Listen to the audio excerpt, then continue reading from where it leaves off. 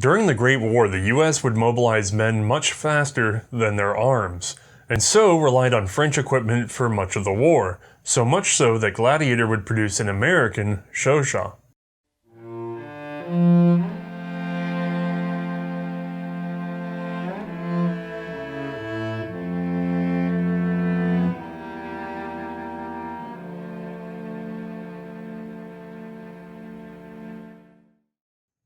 Hi, I'm Othais, and this guy, ooh baby, this guy takes a moment to set up just like the last one, although it's no easier to work with this bipod. I think I've just gotten a little bit used to it since filming the last episode, so I think we're safe. This is the US machine rifle 30 caliber model of 1918, the Chauchat, or as the doughboys would like to call it, the Chauchat.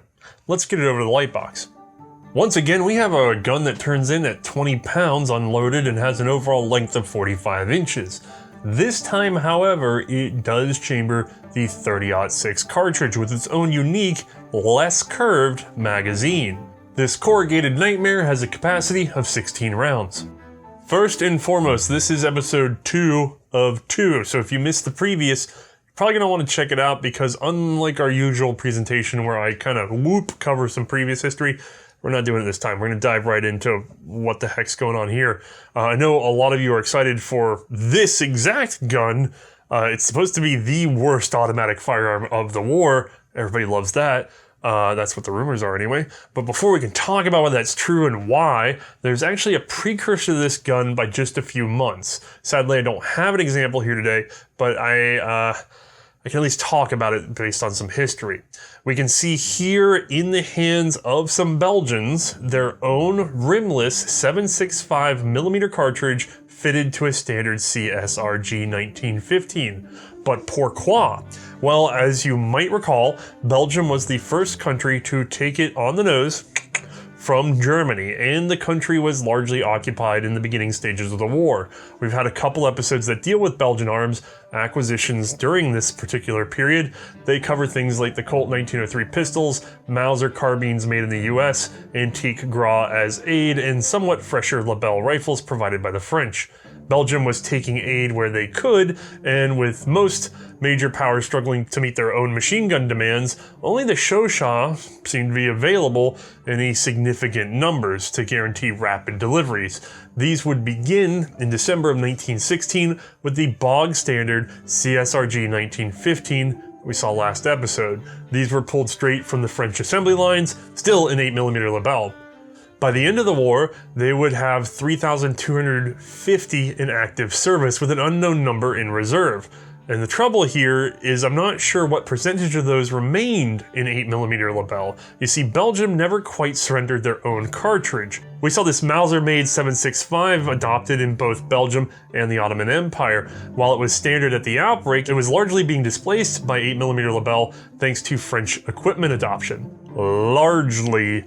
There were still plenty of Belgians using 7.65 Mauser rifles, and the Belgian government wanted to keep those numbers up and reduce instances of mixed ammunition at a squad level. So Belgian engineers were sent to Gladiator, and they cooked up a very simple conversion system from 8mm Lebel to 7.65 Mauser. It used nearly all the original parts and paired the gun with a much less curved magazine. By all accounts, the Belgian Chauchat was much better than the original, giving good service throughout the war and beyond. The guns were so well received that they would see further improvement in 1927. They added a better bipod, eased the disassembly mechanism, and put on that sliding dust cover. These served until they were pushed out by the mid-1930s adoption of the FN-made variant BAR. Alright, so we know about the Belgian conversion, but what I have is a 30-06 right here in front of me. How the heck did that happen? Well, as some of you may be aware, going into this series, war were declared.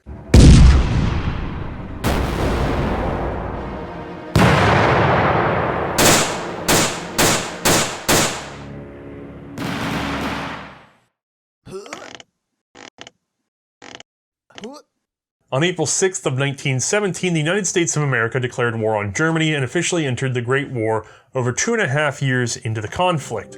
With all that extra time and having been the manufacturing base for hundreds and hundreds of thousands of small arms, the US was in a unique position to observe and understand the equipment needs of a modern army in trench warfare and be able to deliver those same needs for themselves. So of course, the nation was completely prepared for the fight with millions of guns ready to go. Yeah, not so much. US material shortages were almost as bad as those faced by the major powers, who were surprised by the size of the conflict in 1914. Training was also not up to date or nearly detailed enough. Thankfully, General Pershing recognized this issue and insisted on improved, longer instruction for the freshly enlisted. While the bulk of the American Expeditionary Force wasn't going to arrive until 1918, the US did send along a smaller 14,000-man shipment by June of 1917. These soldiers were destined to serve under French, British, and Australian commands, using their equipment and arms and gathering important battlefield experience before the larger force arrived. Pershing happily snapped up 1,700 or so CSRG while training his initial troops. He wanted the machine rifles and some borrowed Hotchkiss 1914s on hand just in case of any surprise pushes through that American sector. Additional orders would follow, and while I'm skipping well ahead here, total US supplies of the 8mm Chauchat would rise to roughly 16,000 by the end of the war. While use of foreign equipment was partially for the ease of integration, it was also thanks to, again, shortages and lack of forethought at home. These were particularly sharp in the category of automatic weapons. Way back in 1904, the US had adopted the Maxim gun in the largest and heaviest variant of the modern version on the globe. It was a beast and produced in numbers small enough to be completely ineffective for this conflict. In 1909, the Ordnance Department had been amazingly forward-thinking by adopting the Hotchkiss Portative or Ben-A Merci light machine gun. However, they proved unpopular, particularly in service against Pancho Villa, and so their limited numbers were not bulked up for the potential Great War service, nor were they used overseas at all. With the failures of the previous two guns, the US started to shop around and settled on the excellent Vickers gun in 1915. Colt was ordered to produce them right away, and absolutely none were delivered by the time the US entered the war. So yeah, this is not going well. Of course, in hindsight, we know that two near-perfect automatics were on the way. The Browning 1917, that's a heavy machine gun, and the Browning automatic rifle model of 1918. Neither of these guns, however, solved the immediate problem of arming US troops. So again, French and British firearms. Unfortunately, that French Lebel rifle wasn't a doughboy's favorite. The long, heavy, single-feed, tubular magazine shoulder rifle just wasn't as nice as the Springfield 1903 or later US 1917 guns. Heck, it wasn't as nice as the US trading rifle, the Krag-Jorgensen. Despite all the shortages, these American rifles were being produced rapidly and found their way fairly quickly to the front lines, which was great for the average infantryman, but a nightmare for logistics, which now had to track 2 full-size cartridges wherever the machine rifles were deployed. Having both the Springfield and the Chauchat in the same line was a huge pain in the keister. With the BAR still over the horizon, the obvious solution was to follow the lead of the Belgians and adopt a Chauchat chambered in the US's own native 30-06 cartridge. Sleek and modern, the cartridge was named for its .3-inch bullet and 1906 adoption, making it the second and more powerful cartridge adopted for the Springfield rifle. As we know, the biggest problem with the Chauchat's development was the oddly shaped 8mm Lebel cartridge, so swapping to 30-06 should be pretty straightforward, and maybe the French and US engineers thought the same, which of course means that they were probably overconfident. Now, I'm unsure if they tried a simple Belgian-style conversion. I suspect they did, though, and I also believe they probably ran into the same problems that we saw in the Lewis gun. Recall in our previous episode on that light machine gun, we noted that it was originally chambered for the rimmed 303 cartridge and then converted easily to 7.65 Mauser for the Belgians, but 30-06 proved to be very harsh on the operating parts and required modification of the gas system in the long run. The same probably was true of the long recoil CSRG because the adoption took some months and represented a complete overhaul. While as many parts as possible were shared, the US Chauchat is much further from the original than the Belgian, which was just a straightforward conversion. A prototype was tested at Springfield in August of 1917, and one Captain Julian Hatcher was on hand. In his opinion, the gun was functional, but frankly inferior to the then prototype Browning automatic. However, that gun would not be ready for at least 8 months in his estimation, so a stopgap was approved. Curiously, the order was placed with Gladiator that same month in 1917. The model name, however, came from the beginning of production in January of 1918, which brings us to this gun today, and we can finally get a little bit closer look at its features. Alright gang, this is the sidewall of a US Chauchat. This is another CSRG made gun. To my knowledge, Sidarm did not make any of the 30-06 ones. And you may notice something right off the bat. These guns are nearly identical externally, to the point that our selector lever is still marked S, and then at the end we have C for coupe par coupe, and then if I actually rotate this over where you can see it, right at the top, we still got the M. So they didn't even bother translating this for the US troops. If we're looking at the sidewall I'm here, this one does have the spring in place, and this is a captive bolt. That's really about it from our differences from the French, other than what pertains specifically to the magazine and sights. Oh yeah. Here's a big difference. This whole giant extension, which by the way was not done on the Belgian modification, it was a straight line just like right there. So this guy was fitted, and then we have this new corrugated magazine. These are incredibly flimsy, I assure you. They look more rigid than the French. They certainly have fewer openings, although I have seen at least one variant that has 2 of these big old openings. And I will say, this one's kind of a pain to load because it only has the one opening, even with the preferred 30-06 cartridge in its better dimensions. I personally really dislike these magazines overall, but I think it really shows what a lot of people don't realize, which is that it's actually very difficult to make a reliable stamped steel large magazine that's going to work in the field. This is a sort of technology that took time to develop, and we won't see it start to really connect until more towards World War II. Now on this one, you can more clearly see that it also has the little loading hole. So there's a hole there. There's a hole up here, I'm backwards with my monitor, hole up here for our bullet tip so that we can compress this all the way down and then use the bullet tip to hold it in place. This magazine hates doing that, and so I'm not going to do it for you guys. I don't want to tear this up unnecessarily. So this guy will feed into the gun. Unfortunately, the gun is not tall enough to do it at a rest position, so I have to raise the gun up to get that angle, and then I can... Oh, it stinks to do it from the front. As a matter of fact, our good friend Ian, who owns this particular device, has recommended coming from the rear and then tipping forward, which works much better, but again, you have to have an even larger angle of departure, which means that prone loading for this gun is going to be sort of difficult. I do not want to be the loader for this system. It is much more difficult than the Chauchat. On release, yeah, nothing. It's not doing. You got to yank that thing out manually. You know what? Let's just leave that right there. Now, one of the good advantages of this system is that in the same area, let's put this French Chauchat mag in here. The French Chauchat mag would have been roughly there, and you can see what it's done is prevented the handle from going here. So on a French Chauchat, your handle, your forward grip handle is here, right in front of your rear grip handle, which makes it very uncomfortable. On the US Chauchat though, we now have the room, because of this straighter mag, to be able to really get up on that gun, and this feels much more comfortable. Now, another difference on the US Chauchat is the sight. It's not a lot different. The base, the adjustment, it's all the same. The notch is where the difference is. That's a square cut deep and then a deep V. It's a very US, almost buckhorn style sight. It reads a lot cleaner than the original French, although that doesn't help you any when the gun starts actually recoiling. Something else that's interesting about this is that at the time with the French Chauchat, they were having some problems with accuracy from the factory.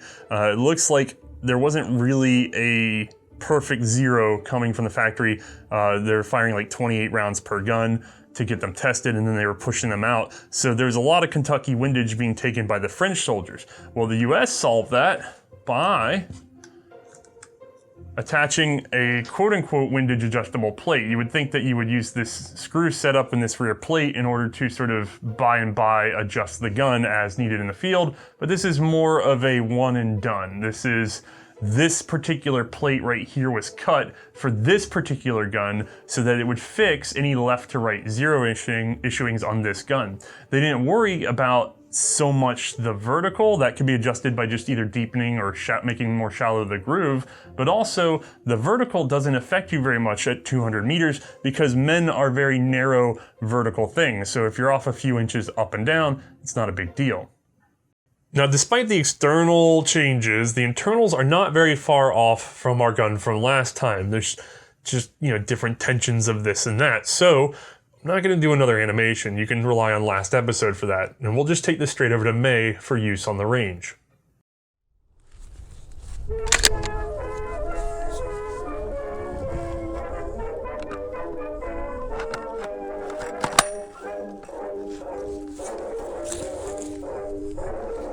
Goodbye, New York town, goodbye, Miss Liberty.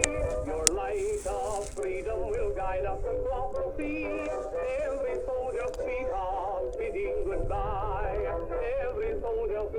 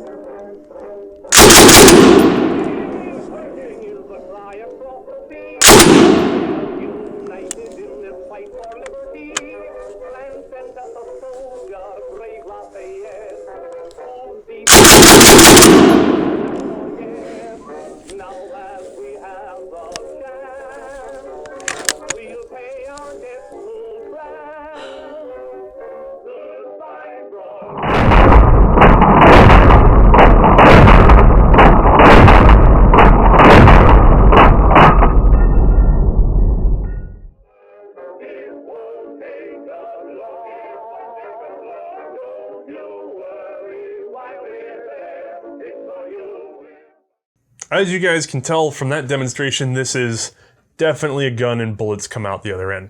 While the footage is fresh, I want to put something into perspective.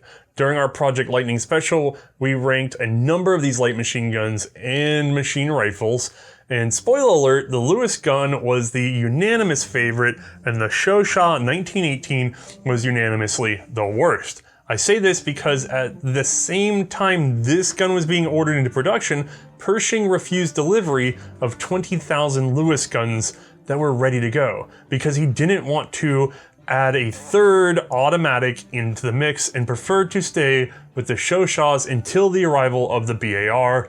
Those Lewis guns were already in Europe, and he said, nah, give them to aviation. Okay, so we are ordering Chauchats here. How many? 25,000 were contracted in August of 1917. By June 1918, some 18,000 had been delivered. And it appears that's about all that were made. The price, $92.25 per gun with accessories. I'd buy it. All right, that covers this gun's development. It really wasn't that in-depth. And we've already covered the development of the previous Model 1915. As you may recall from that episode, didn't really get into service life. Well, that time has come, and so I'm going to have to actually put this gun aside for a moment without throwing her on the ground. And then I'm gonna have to put this one back up, the 1915. Surprise, surprise. Whoop. Haha. And we'll go back to our Frenchman for a moment. Let me introduce you to the first French Chauchat team. Following the trials, the army settled on a two-man team, a gunner and a loader. Our gunner had a special backpack with 16 loaded magazines and 2 special front pouches, each with 2 additional magazines, for a total of 20 magazines and up to 400 rounds. He was armed with the CSRG, of course, and a ruby pistol.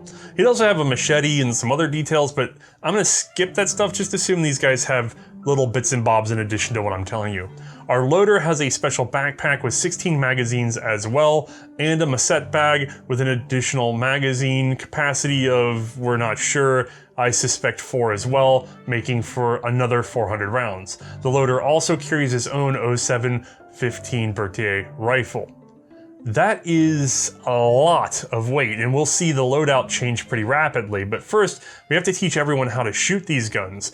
But that took a bit of a shakeout, and by December 1915 the first training programs were really getting established, with the actual running of them starting in January of 1916. They proved totally unrealistic, with 6 days of instruction and only 140 rounds per student. By the time the first field manuals were printed, the equipment layout was already being adjusted. This time the gunner had 12 magazines in his backpack and 4 in the same front pouches, so 320 total rounds. His CSRG, of course, and that ruby pistol. The loader hauled 11 packets of cartridges in a special backpack. These were 64 rounds each. His Massette carried 4 more packets for a total of 960 rounds, and again, he had a Berthier rifle. Don't forget, all that gear was, again, in addition to basic infantry equipment, toolkit for the gun, cover for the gun, things like that. I suspect there were other delays in magazine deliveries by this point, given this new reliance on packets of ammunition. This would mean a lot of hand loading in the field, which, as we have seen, can be difficult with the Chauchat magazine. Now, a few hundred Chauchats served at Verdun, but these were most likely being felt out for best practices. Large numbers found their way into the Battle of the Somme, with the 6th French Army being the first to receive its full complement for the July offensive. The Somme would see the first sojourns into walking fire with the CSRG, and for the most part, it was weirdly successful. I know that's a strange thing to say, because in hindsight we know that walking fire is insane, but you have to imagine that before this it was just an artillery bombardment followed by mass infantry attack with bolt actions. Having a suppressive automatic rifle, one that could focus on enemy machine gun nests, well, that is something of a pretty significant improvement, even if it's nowhere near what it needs to be yet.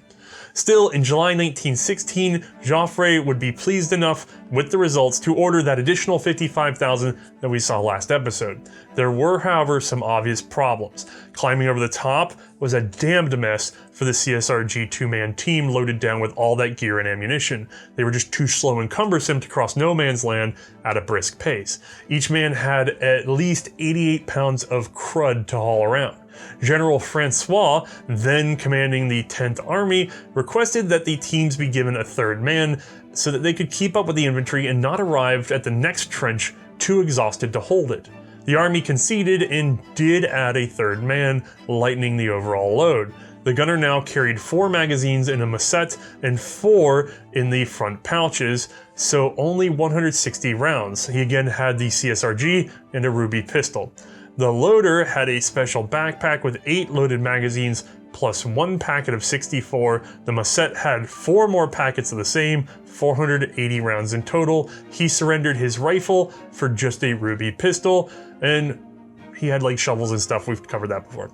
The carrier hauls 5 packets in a standard backpack, plus 64 more rounds in standard field pouches, so 384 in total. He was also equipped with a rifle, ideally, again, the Berthier. In this configuration, the carrier seems to be a hybrid of ammo carrier and rifleman, with the first guy dedicated to just keeping that CSRG gunner loaded. Around the same time, the training time had been expanded to 15 days, much more sensible, with 218 rounds provided to each man for marksmanry that was focused on semi-auto rifle fire. This is also the time in which the troops became familiar with la jifa, or the smack. You see, the horde ergonomics of the Chauchat creates a trap. By the time you get a clean sight alignment, your cheek settles naturally into that narrower rear tube. And that means that that shelf is waiting to bruise you right below the orbital socket. Genius. This means Chauchat gunners had to learn to set up at a wider angle to the gun, uncomfortable and unnatural, but much better than beating your face in. US troops tended to avoid this issue by using whatever cloth was handy as padding and just getting behind the sight anyway and taking the hit. The French were really starting to take this gun seriously. Despite the continued emphasis on walking fire, it was proving to be good at two important tasks. One, hunting German machine gun nests and providing defense of recently taken trenches from counterattacks. This will sound familiar to viewers of our Lewis gun episode and will exemplify the key uses of light machine guns in World War II. And speaking of, Germany was getting pretty sore at the Entente's automatics and so released a light machine gun all of their own.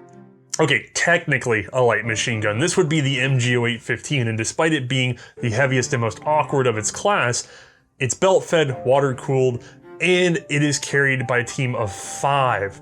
That made it extremely dangerous to face on the battlefield. Alright, I challenge you to think of it this way. You're already terrified of the Maxim MG08 on the other side. It's killed hundreds of thousands of your friends. And now, you found a way to kind of deal with it. You've got these light machine gun teams, maybe a couple guys with grenades. You're starting to get the prototypes for how to deal with this. And just as you think you're seeing a balance, suddenly there's twice as many of those guns. Half of them are highly mobile, and they're maybe 20% less effective at sustained fire, maybe. And they're pointed at you. That sinking feeling you're experiencing now was both the inspiration for the Germans' universal machine gun program post-war and the French wartime response of bulking up the Chauchat teams as an emergency measure, which they would expand to 4 men and then later up to 6 men. Now, instead of detailing every evolution, let's skip just a bit ahead. In the grander context, 1917 was, for the French, a calmer year for the war, relatively. Joffre was out, and his affinity for constant attack had exhausted the troops, which led to a fairly widespread mutiny. I say mutiny, but for the most part, the troops were willing to defend. They just were not going to go on any more pointless attacks, and I would not disagree with them there. Also, I'm greatly simplifying this. It wasn't just Joffre who had helped beat the morale into complete submission, but we're a gun-focused show, so we're moving on. You guys can turn to a much more extensive reading as to why the French army nearly collapsed. Under Pétain, that army did start listening to its troops. Troop rotations, home leave, and relaxing the severity of punishments helped improve things immensely. Much of 1917 was spent settling the soldiers, thus preventing an outright revolt like we saw in Russia. Pétain also knew the Americans' heavy artillery production and those little Renault tanks were all on their way. So why rush into needless, unsupported attacks when you could just defend until production and technology outpaced the Germans? And while we had the breathing room, why not do some research on these Chauchat? Well, under Pétain, the CSRG was expanded in its role again. There was now a squad leader. He carried a Massut bag and 4 loaded magazines and a 56 cartridge packet, totaling just 136 rounds. He also had a Lebel rifle along with some special equipment. Again, we're not getting into those details. The gunner had 4 magazines in some improved front pouches, these being modified to avoid damaging the flimsy mags when he dove for the ground, and a Massut bag with 4 more magazines for a total of 160 rounds, and a Ruby pistol. The loader now had an improved special pack with 8 magazines, 1 64-round packet, a special Massut bag with 8 magazines, for a total of 384 rounds, and a ruby pistol. The carrier now has a backpack with 12 magazines and one 64-round packet for 304 total. He is also armed with a Lebel or Berthier rifle, but this would soon give way to the Berthier Mousqueton. Each team would have up to 3 of these carriers. That may seem like a lot, but we're not done. This Chauchat team was paired with up to 8 soldiers with both long rifles and grenades, and up to 4 VBs. The Vivien Vessiers rifle grenade. These were used as extremely light but immediately adaptable artillery and allowed forward French units to target communications, trench junctions that would inhibit enemy movement and resupply, or even just the latrines in order to demoralize the enemy. On the assault, they were indispensable, especially against German machine gun positions, which they could now saturate with explosives when located. These squads were usually run in pairs and used on the assault to aggressively seek and silence enemy machine gun positions. They were extremely effective and welcomed by the French infantry. Alright, so what about the US Chauchat teams? Well, they were a bit more stable, having gained experience for the French. There was generally a corporal who carried a musette with 6 magazines, so he'd have 120 rounds if we're talking about 8mm. He had a rifle, either Springfield 1903 or Enfield 1917, a 1911 pistol, and, like the French counterpart, carried a wire cutter and some other goodies. The gunner had a musette bag with 5 magazines, so 100 rounds, his Chauchat, and a 1911 pistol. The carriers each had a musette with 6 magazines and one 64-round packet, so 184 a pop, and they each had a rifle. You generally had a minimum of 2 carriers, and of course everyone had their standard US haversack rations and various tools. I should also explain something that doesn't really fit our graphic, that corporal usually oversaw 2 Chauchat teams, so you'd have one of him, 2 gunners, 4 carriers. US machine rifle training was modeled on the French schools and spun up by French instructors. The US operator's manual, however, those were much more extensive. We provided our guys with detailed drawings, tactical suggestions, and apparently no mention of that 30-06 gun. Haven't found a manual yet for that particular guy. That is weird considering the number that we actually adopted. Okay, so that's all neat and tidy, but how did the Chauchat perform? Well, one of the earliest assessments that we know of was a British test in December of 1915. They ran both the CS machine rifle and an early CSRG. Chauchat himself was in attendance. I'm unsure how the CS machine rifle did, but they found the CSRG interesting, but unsuitable for combat. And the problem? Well, it starts right off with, you guessed it, weak magazines. The guns also had terrible ergonomics, poor accuracy, mostly from difficulty controlling the gun under recoil, excessive muzzle flash, again this is before they added the flash hider, and the long recoil system was a bit of a weak spot overall. You know, other than that last one, we have already seen the French admit to the rest, so I'd give the British assessment a lot of weight. In their testing, using the gun at a high angle above 75 degrees could result in failure to return to battery. That's because of the heavy weight placed on the return spring, which must move the whole barrel assembly forward after each shot, all the way forward, before releasing the bolt to do the same. Lots of ground to cover, lots of weight to push, and a lot of surface area to drag when you're dealing with long recoil. The French soldiers, who burned much more ammunition, would also identify another indirect problem with long recoil. With 300 or 400 rounds of sustained fire, the aluminum heat shield that's around the barrel but inside the barrel jacket, that would expand and eventually bind. With all that extra length having to move such a great distance, this happened more frequently and required about 5 minutes to cool off before you could start shooting again, but let me tell you, you start firing rapidly, it's gonna come right back.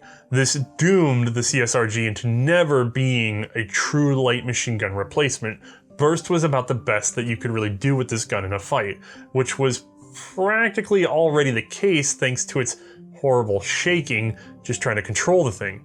In a second British test in 1916, they also noticed something unusual. When firing 100 rounds for accuracy, the full auto setting was on average only 3 seconds faster than the semi-auto, thanks to that difficulty in controlling the gun during recoil. They also noticed that as the guns were run hard, more and more parts worked loose, or were even slowly warped. The French would also discover this in the late war testing, where it was revealed that freshly assembled Chauchat were significantly more precise shooting than those that had been used repeatedly, somewhat due to wear, but also due to loosening and resetting parts. Our own gunsmith Mark commented on this in our post-Project Lightning interview, that the Chauchat loves to try and shed their screws after sustained use. So the guns don't just beat you to death, they beat themselves to death as well. French surveys in 1916 and 1917 revealed further concerns. The guns were vulnerable to mud thanks to all the openings and loose construction, and mud was plentiful on the front. Overall, for the French, the Chauchat had three major problems. The magazines were flimsy and difficult to load. Part of that was the fault of the 8mm cartridge, part of that was construction. Long recoil plus heat or mud is not so great. The guns needed constant service. Crews must be well trained to care for the guns, or else they failed pretty quickly. I've had cars like that. Now, all these same problems plagued the US Chauchat in 30-06, plus one additional. Unlike the Belgian conversions, the US guns were not extracting well. The problem, however, was not noticed by the French inspectors, who only fired 24 rounds in approving the guns. Instead, the US found out, well, basically through issuing them in the field, where they were under sustained fire. The guns then started to either fail to extract or to just go ahead and tear case heads off on rare occasion. The problem seemed to have gone back and forth for some time, and ultimately was resolved too late to save these guns from a terrible reputation. And yeah, I sat here and badmouthed the Chauchat, but the pure hatred the Americans seem to have had for the gun likely comes from this guy, well, not this guy, the other guy, the 30-06 in particular. And yeah, the US magazines are somehow more flimsy than the French, but the real fault is with the barrel maker. The 30-06 barrels were not produced correctly, and the necks were too narrow. And that final chamber polish was poorly done, making it slightly coarse. And when you heated that up, it led to binding, and combined with long recoil operation, where the gas pressure inside the chamber is all spent before extraction starts, and it's not terribly reliable. Honestly, it seems like the US tried to forget about the 30-06 model 1918. I found no manuals, almost no opinions. Archival Research Group has found maybe 2 memos that reference the gun briefly, and I've turned up this one photo from January of 1919. And until that photo, this was the only one that was known of the gun in service, obviously a staged display from an unknown location, maybe on the trench line. This is incredible when you recall that over 20,000 of the guns were produced, and yet we know so little about them, observed them so infrequently in period sources. My belief is that the guns unreliable on the front were replaced as quickly as possible or relegated to rear line or training duty. Andrew from Archival Research shared a memo with me that notes the 363rd Infantry would turn in all of their Model 1918s, and another note attempts to recall a certain number to be replaced with either 1915s or BARs as quickly as possible. We know that when the US packed up to go home from the war, they gave the 8mm over to the French, but the 30-06s, no one seems to know. I suspect that they were not worth the cost of shipping home and no one else wanted them, so they were probably scrapped, which makes them exceedingly rare today. So I want to thank a certain mustachioed gentleman for loaning us this one today. All right, I've painted a pretty bleak picture so far, but what did the troops think of these guns? Well, most accounts are pretty transactional, a lot like this one. Alfred Hall, armed with an automatic rifle, stood on the railway track. As the Bolshes ran out of the railway station, Hall would line them up as on running rabbits. His automatic rifle would remark briefly, "Pup, pup, pup," and Mr. Bolsh would go down. Honestly, the best praise for these guns came from a number of accounts of assaults where the Chauchat allowed for sudden, decisive action against the enemy. The gunner being able to leap from cover and pepper a known position, that was its greatest feat. And I'd agree, its slow rate of fire and narrow light frame make it the best gun I know of in the Great War for actual hip fire. That is, of course, when it runs. A helpful viewer found and sent this 1922 recollection my way, taken from a history of Company B, 311th Infantry. One Chauchat ran out of ammunition. The other was in Cocker's hands, and he used it well until it jammed. He worked at it desperately for several minutes as he advanced the line, but then threw it up against a tree in disgust, crying bitterly, "That's a hell of a thing to give a man to fight with." By the end of the war, even the French were looking to replace the gun. Seeing the army eyeing the BAR, Pétain himself would halt its adoption, fearing mixing ammunition and starting an awful conversion program before the spring offensive. That's the big plan, by the way, for no real advantage in his eyes. When the war ended, so did production of the Chauchat, though, as the French knew it would not remain in service through peacetime. In the end, they'd quickly adopt the Châteauroux Model 1924, and then several others over the years, making the Chauchat a distant reserve weapon at the outbreak of World War II, although it was present. All that said, I actually think the Chauchat is one of the most crucial firearms of the war, despite the problems, despite troop disappointments, despite the varied quality of the guns themselves. Roughly 275,000 of these things were cranked out in just 33 months, and they were more numerous than any other model in the war. And weirdly, they fit the initial lemming-like attacks of the French army. They fit the bill of what they asked for. Look at the US usage. We fielded them because they could not get anything else into the line, which is better. And he used 50 out of 100 of your guns working correctly, or no guns working correctly. And that's even an exaggeration of itself, because the worst data I found on the 1918 said perhaps a 40% failure rate, which was very extreme. 40% failure rate's crazy for a service firearm, but again, 60% of the guns running versus no machine guns. It's a hard call in a horrible gun, or in a horrible war, and you kind of have to compare it to like German Volkssturm weapons. They had effectively nothing for light automatics, and then suddenly they had plenty. That's pretty powerful no matter how poor the gun. And despite all the complaints of quality, both of the guns you saw may fire were considered dang near disposable 100 years ago, and both of them are running today, with no more maintenance put into them than would have been necessary at the time. All right, I'm getting a little preachy, so we must be near the end of the story. So let's go ahead and wrap this one up. Louis Chauchat, having introduced the CRSRG and seeing to its production, turned his attention back to autoloading rifles. Working with both Sutter and Ribeyrolles, they were successful in a way and managed the RSC 1917, a rifle I hope to cover in the not too distant future. Unfortunately though, this would be Chauchat's last act, as he would pass away due to his long-suffering illness in 1917, never having seen the end of the war. I suppose he was also spared the worst maligning of his name, as history remembered his gun among the worst, but most of those people echoing the sentiment have never handled a Chauchat, and I know someone who has, Mae. So let's get her in here and find out how she feels about both of these metal monsters. All right, gang, once more, we have Mae, and we have two Chauchats now. That's double the Chauchat. So this time, we're talking about mostly the 30-06. Last time we talked about the 8 mil, but we left you on a cliffhanger in terms of whether or not Mae would like to actually fight with either of these guns, because I thought it was worth discussing after you heard all the horror show of what was the service history. So let's see where we're going with this. Now, first and foremost though, we need to talk ergonomics. These guns are nearly identical, but maybe Mae could walk us through the brief differences between the two. So there are a few minor differences. One of the biggest ones was definitely the magazine on this one for the 30-06. It is definitely worse. Honestly, just loading them in every round, it was incredibly difficult. Like I just found the spring, maybe it's the spring tension in here, I don't know, but I just found it was pinching my fingers every time. I got so excited because the 8 mil magazine is the worst magazine I've ever loaded in my life. And you're thinking, no, it can't get worse. Yeah, I was like, this will be so much simpler.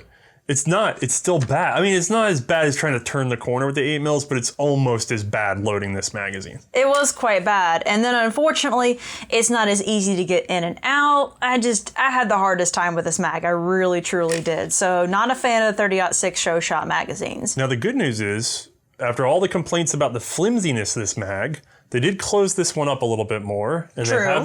they have this corrugation to make it stiffer. And yet every single one I've encountered is bent to crap and feeds terribly. Mark had to do a ton of work on this and the other ones. Oh yeah, Mark did have to repair all of them. So luckily they all ran with up to 16 rounds in them, but the problem is that, you know, it took him repairing them in order for them to be functional. I think it would take like 3 pounds of pressure to fold that thing in half. Okay, so what else? So the magazines are different, harder to get in and out of, just as weak and hard to load. What else do we got that's different on this particular gun? So yeah, I would honestly say the handle was a definite improvement on this one, where the handle placement is. So like the 8mm Chauchat, I complained about it before, how the handle's right there next to the trigger and you're having to hold all of the mass of the gun in one place.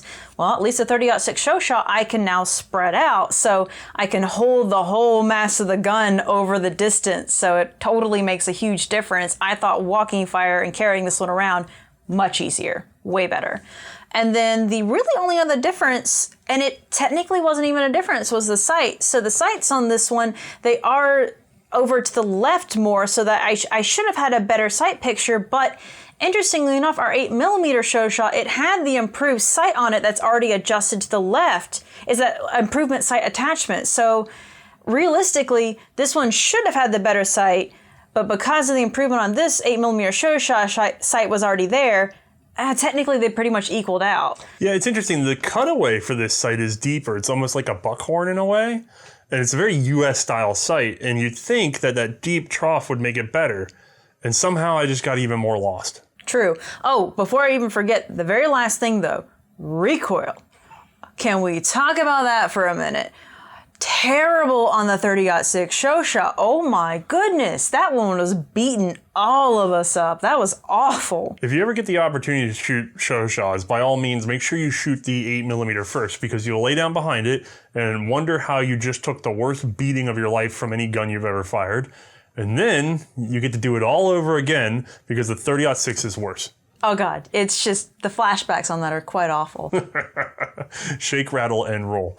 So, anything else really that stands out between the two? There's really not much else difference. Were the bipods that much different in terms of height, I want to say? There's a slight variation in height, but ultimately I feel like the 30-06 somehow was even worse, and I felt like I was having even more trouble getting up over it in addition to that heavy recoil. Yep. And it's hard to tell. By the way, we're both struggling to remember which one was worse in terms of height, because they just are so... They're both so atrociously high that they don't make any sense. Once you're uncomfortable, you're uncomfortable. It's the, being a little bit more uncomfortable doesn't change much. So I'm going to tell you though, if you took that front sight and the rear sight and moved them an inch to the left, just got them off the side of that gun. Oh, that'd be way better. And cut 2 inches off these bipods. Yep.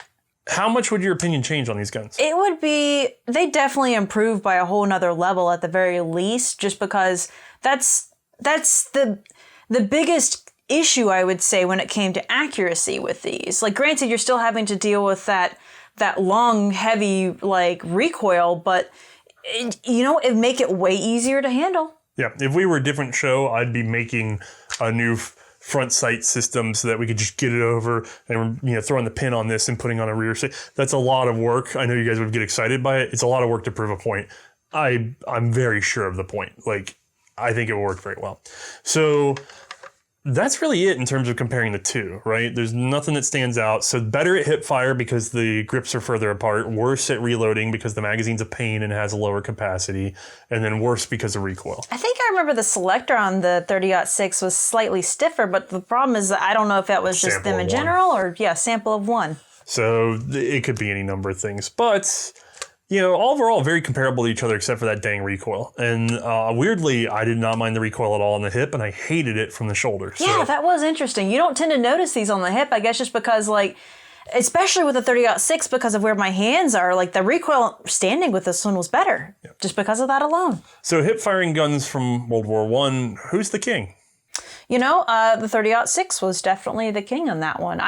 It's interesting. And now I don't want to get into, some of the others that we use for Project Lightning or anything like that, but definitely between the two of them, the 30-06 was king with that one, hands down, just because of the handle. Yeah, I would get into the other ones. We have sample footage, and other people have seen Project Lightning. I would say I think the 30-06 Chauchat was the best hip handling gun out of the entire series, and that kind of puts something into perspective because they were designed to be fired from the hip. That was one of the considerations in converting from the 1913 to the 1915 is we want to fire this from the hip. That is its primary duty. They had not really gotten around to the entire combined arms theory of partnering with the grenades or specifically using it as a light machine gun. They were using it as a walking fire device, which is a lot like the BAR. The BAR was built to be a walking fire device. And I think between the two, and we've done episodes on both, the low rate of fire on this makes it better. That one is actually better, in my opinion, when it comes to walking fire, I would say, which is really probably going to get some poor comments there. Yeah, well, the BAR had much better. Which would you rather use prone? Well, BAR prone, weirdly enough. Even though, can I have the bipod? Well, that's a much later gun. But this with its bipod or the BAR no bipod, it's like terrible bipod or no bipod. No bipod. You know what I mean? And again, which one would you use in full auto prone? Neither. Yeah, no, I don't know. I feel like I'm just playing the worst of the worst game when it comes to those two. And it's unfortunate because they're both really neat guns. But the problem is that they both have their own faults when it comes to these things. No, they're both guns that I would rather run in semi-auto than in full auto. Yeah. So that's kind of bringing us around, though. So we're starting to make some comparisons. It's time to maybe talk about, would you take one of these guys into battle? Let me hand you that. This? Okay. Yep. Okay, you can have that gun. This is mine now. Yep. Now, first off, 30-06, are we taking that into battle? You know, it's interesting. So I've got a machine gun. Oh, wait. Okay, here, I got this. So can we change the ruling on this? Can I have a team with me? Well, team or no team, I'm not touching that thing. Really? So you wouldn't touch it with a team? 40% failure rate. Oh, I forgot about that. Because this one runs and this is one of the ones that didn't fail. It made it 100 years in the future. So you have a 40% failure rate that no amount of people on your team can help you with. So we're talking about just the 30-06. How's that one doing? Honestly, it slipped my mind the 40% failure rate on that. So if I'm aware of those statistics, yeah, I'm probably actually going to turn it down, which is unfortunate because the cartridge isn't bad. And like I said, it's a great transport fire. Like, it's great for walking fire. The selector is actually pretty straightforward. It's just the problem with the sights, the recoil, the mags, and the fact that it's got that failure rate. Oh goodness, what am I walking into with that one? Not only that, but the best feature of these guns being in the battlefield is not actually walking fire. We should almost completely discredit walking fire because in the real usage, they would get up, lay down, suppress, grenade, suppress. Now, if I'm setting it up on a trench or something like that and I'm standing with it, that doesn't seem like too bad. No, but it's still terrible recoil. You still have to look down those sights. Yes. Ooh. Still the sights, still the terrible recoil, still getting beat up, and 40% failure rate. This is bad. Yeah. Still looking good. So what, yes or no? I'm going to probably go with a no on this one just because of that failure rate adding in there. That brings it to a no. Okay. And then we have problems with the French supply, but what's in your hand now isn't even what you shot. This is a different Chauchat. This one's in for service from Mark. Currently, it can't run and select fire yet. So before this gets repaired, you'll have to kind of use your imagination, but this is a sidearm. This is the better Chauchat, and you can kind of tell. The finish is nice and clean. The parts feel tighter. This doesn't feel like the loose, rattly Chauchat that we shot. So let's buff everything in the favor. Let's say you have one of the only 20-some-odd thousand sidearm ones, the good ones, the 8mm Chauchats. Is that enough for you to take this into battle? Remember, 300, 400 round burst, and she's locked up the barrel for 10 minutes. You've got the terrible mud in the action. You've got a team of up to 4, 5, 6 guys that will help you with it. Do you take something like this into conflict? This is a game of economy versus quality. So I'm having to worry about the mud getting into the action and into that open mag. Yeah, that's going to be a problem. Having to worry about after 300 rounds it locking. Well, 300, 400. Maybe I'm lucky, 400. But I do have a team there to not only assist me with loads, but also assisting me with cover fire. Right. So essentially, I've got a team there with me to help just some suppressive fire, essentially. Right. That's not too bad. I think I would take this into battle with that consideration. And again, that 300, 400 is for sustained automatic fire, not semi-automatic fire. You can semi-automatic fire this thing for quite a while. And so the question is, do you want a big, weird auto-loading rifle in a team of 6 people, let's say? Or do you just want 6 people with regular bolt rifles and no weird, big auto-loading rifle mixed in? Well, I mean, to be honest, I feel like in this situation, with the team included in that, it's better to have an automatic rifle on your side because this one didn't have the failure rate that we're seeing with the 30-06. This one actually did do all right, just up until eventually it would lock up after sustained fire of hundreds of rounds going down range. So, I mean, unless I'm just going, like crazy on this one, I think I would still take the Chauchat with that. For me, it would depend on my role. So if I'm just an infantryman and I just have the usual goals of getting there and surviving, it probably would be better than a rifle, and I'd like the help and everything like that. I would also be a higher priority target for the enemy, so maybe I'd rather just stay cool with my gun. You'd also be a bigger target. Well, okay, but that's a different animal. The big thing for me, though, is if you're hunting enemy machine gun nests and you're offered this, or remember, the option against this is nothing, unless you're the U.S. who gave up Lewis guns for some, again, no to this thing. Why would they pick this over Lewis guns? But if you're French and it's this or nothing, like this or a bolt action, I'm going with it. Like, this is one of those weird situations where if I could choose any other light machine gun, I would. But the choice was that or nothing. And I think that this is a reasonable choice in that context. I think it's absolutely better than nothing. But yeah, honestly, so into the final tally is no to the 30-06, yes to the 8mm. By the barest possible margin. Okay, so that's going to have us all wrapped up. Is there anything else you want to comment on these guns? No, you know what? It is unfortunate that they're getting the rep they're getting. They're both beautiful guns. And honestly, at the end of the day, I still enjoyed shooting them and I had a lot of fun. But the problem is that if you put yourself into wartime situations, it becomes scary as heck to carry these things. Yeah, it's pretty interesting. And to be fair, in terms of like being not the best gun, it doesn't matter. It's the gun that was there, and it's the gun that exudes World War I. And it's just an honor to be able to hold and borrow these things. They're fantastic. So thank you all for loaning them. Yes. And if you guys want to know any more about what's going on with the show itself, stay after the credits for any updates. But other than that, we're going to say goodbye. Have a good one.